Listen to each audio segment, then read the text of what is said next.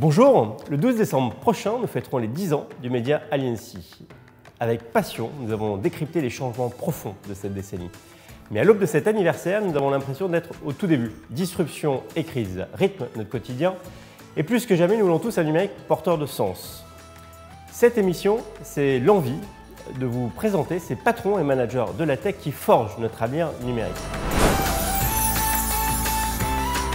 Mon invité du jour est un entrepreneur. Il est à la tête de Listen2, dont il va nous parler, engagé dans des projets à impact comme le Social Bar. On s'est rencontrés au sein de Croissance Plus. Christophe de Boisjolin, bonjour. Bonjour Sylvain, merci de m'avoir invité. Merci d'être avec nous. Alors en quelques mots, Listen2, quelle est l'activité ?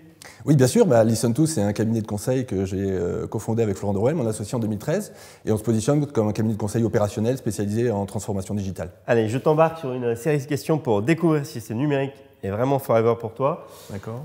Et le démarrage, le déclic pour bosser dans ce numérique. Écoute, moi je suis tombé dans le numérique un peu par hasard, puisque en fait j'ai démarré dans l'événementiel, donc rien à voir, et puis je me suis fait chasser, je suis rentré dans une grosse ESN, puis après dans une plus petite, et puis 10 ans plus tard, j'ai monté mon propre cabinet, donc je dirais que c'était un ensemble plus d'opportunités, et le fil rouge peut-être du parcours, c'est que j'ai toujours été très intéressé, très curieux sur les problématiques de mes clients et sur leur métier, et c'est ce qui m'anime encore aujourd'hui. Je te propose de choisir une question de 1 à 5. Dans le rose là, le 5. Allez, celle-là, je te la destinée. Bonne ou mauvaise élève? Alors, j'ai vu major de promo, subdeco, donc... Non, la vie n'a pas été un long fleuve tranquille. Je dirais les deux, mon capitaine.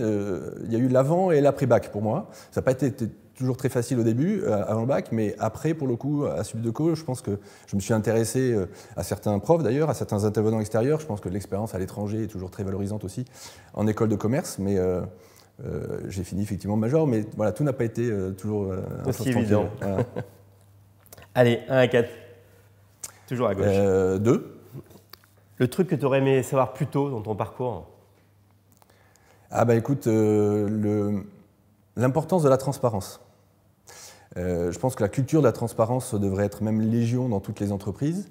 Et je pense que pour expliquer une décision, pour communiquer sur une stratégie d'entreprise, faire descendre une information, qu'elle soit business, RH, qu'elle soit positive d'ailleurs, l'info en question, ou mauvaise, je pense qu'on a tous à gagner à être très transparent. Et peut-être que j'avais une culture du vivons heureux, vivons cachés, peut-être que je voyais la transparence comme un frein, alors que maintenant je la vois vraiment comme une opportunité. Ouais. Allez, celle-là c'est moi qui te la destine. La question 2. Ce dont tu es le plus fier dans ton parcours? Écoute, peut-être le constat actuel en 2022 qui est de dire que j'ai l'impression que le cabinet est plus fort qu'avant le Covid. Et Dieu sait qu'en 2020 et 2021, ça n'a pas été facile. Mais je pense qu'on a su se transformer, nous aussi, de l'intérieur. On a su se réorganiser, on a su optimiser nos process. Et finalement, avoir réussi de cette contrainte du Covid, et avoir réussi à le transformer en opportunité, parce qu'aujourd'hui, ça se ressent vraiment dans la dynamique de l'équipe, dans l'état d'esprit. Le fait d'avoir été un peu chef d'orchestre de cette transformation interne, c'est une petite fierté. Super. Quel regard tu portes sur l'échec? Je porte un regard plutôt très positif, parce que je pense que grâce à l'échec, on se connaît mieux, on connaît mieux les autres aussi. Et moi, je vois l'échec comme une vraie vertu. Allez, on vient de passer 10 ans, qu'on fêtera bientôt. Qu'est-ce que tu retiens de ce qui a le plus impacté cette industrie ces 10 dernières années? Ces 10 dernières années, je dirais la révolution des usages du mobile de manière générale.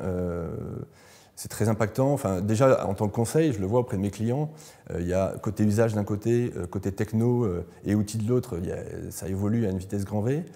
Et puis après, à titre personnel aussi, dans nos foyers, en tant que père, aussi je le vois, le nombre de devices qu'on a à la maison, notre hyperconnectivité constante, je pense que ça c'est pour moi une vraie révolution. Allez, 1 à 5.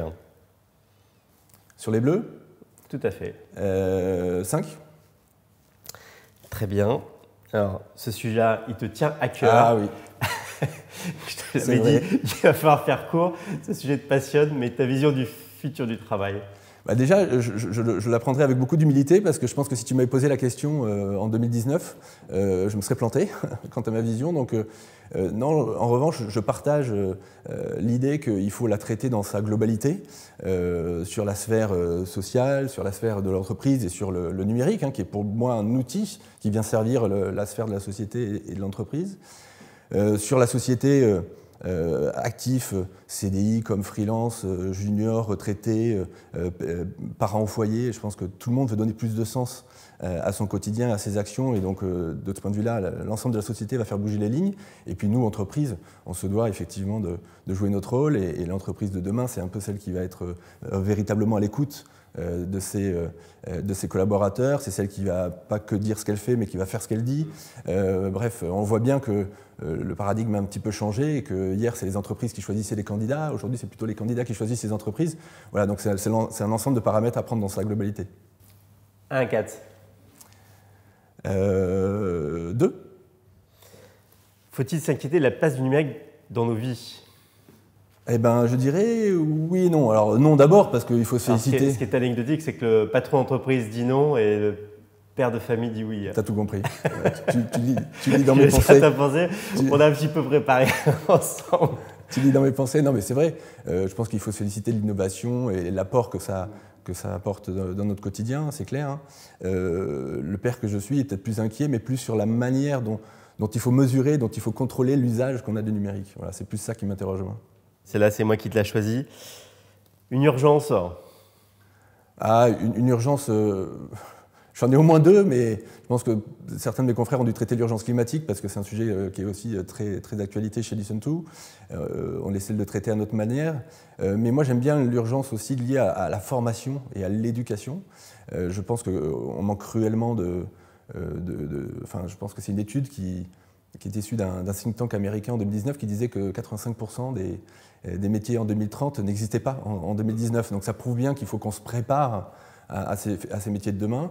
Et j'ai l'impression que pour le coup, il y a encore des trous dans la raquette sur la nature des formations que l'on peut proposer, de l'école, du plus jeune âge, jusqu'à, bien sûr, notre vie dans l'entreprise. Le SIGGRAPH récemment a annoncé une catastrophe sur le manque de vocation sur les métiers scientifiques. Ben voilà, donc on a un vrai sujet de société là-dessus.